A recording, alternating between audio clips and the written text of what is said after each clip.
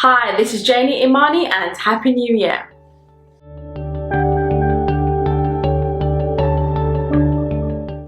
So I do have a question that I will be answering today, and it is regarding the new year. So let's take a look at what it is.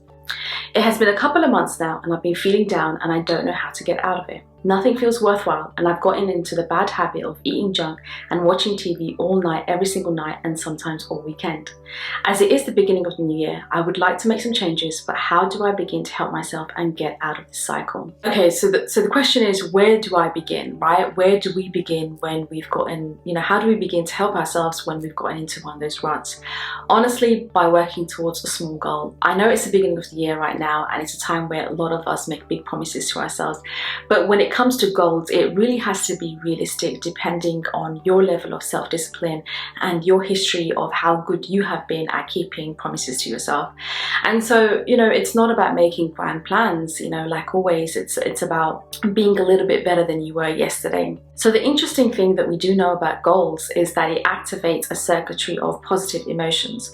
So a goal is not only dopaminergic, meaning that it releases feelings of pleasure and satisfaction, but a goal is also analgesic, meaning that it relieves pain and it elevates distress and sadness. It works the same way like an opioid would, or a prescription drug, whether, or a street drug like heroin or cocaine. It soothes agony. And so that's a surprising thing about goals, is that when we sort of work towards, when we take forward movements, it releases pleasure and it decreases our anxiety level and numbs our pain in the same way a drug would. And I would say this is pretty much the same strategy that we use for all of our clients, right? Whenever they get into a depressive, unproductive state, we get them to come up with something small that they'd like to work on. But there's this one particular client that really comes to mind. She was in her sort of mid to early 30s, I'd say, and she was very stressed, had a very demanding career, had so much to do, but instead she was watching hours of Netflix, scrolling through social media at night and not being able to fall asleep, and just hanging out with her friends instead of doing all the work that she needed to do. And so I asked her, if there's one thing that would help you, what do you think it is? And she said, well, I would like to, go to the gym 3 times a week, and she was Muslim, so she said, I'd like to pray 5 times a day.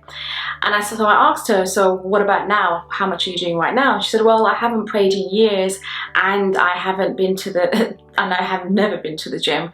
So, at that point I had to, gave her the small task of just getting her to sign up to go to the gym by the time I saw her next week.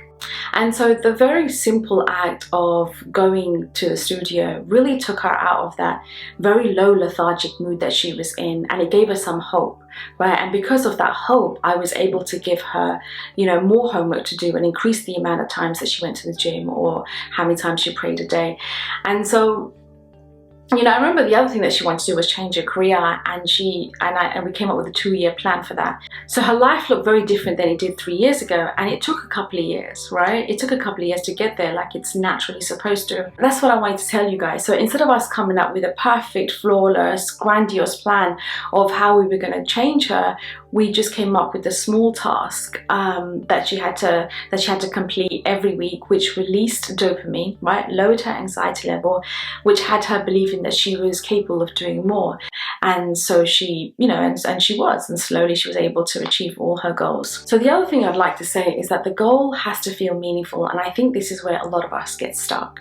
So in today's culture, it's almost like unless something impacts a lot of people and it's, makes a lot of money, or it's tied to your ultimate passion, it's like unless it's big, it's not important, right? And so everyday things like taking care of your home, taking care of your family, getting a good education, or keeping a job, it's almost like those things aren't meaningful. Everyday life is synonymous with a meaningless life, right? That's what Brene Brown says.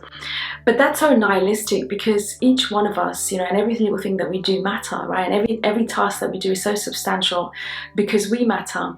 So you asked, where shall I begin? I want to say pick something small to work on. Perhaps it's your health, Perhaps it's decluttering your house, or maybe there's some very important paperwork that you're avoiding, whatever it may be. You know, start small and work towards it and build it up over time. So one of my favorite quotes is by Tony Robbins, when he said that we overestimate what we can do in 1 year and we underestimate what we can do in 10 years. You know, so give yourself permission to grow slowly and build those habits over time. It takes a lot. You know, it takes a lot to build a new habit, and I know it's the beginning of the new year, but make sure, you know, you remember to be patient with yourselves when things don't work out exactly how you planned. And that's it. Take care. Bye.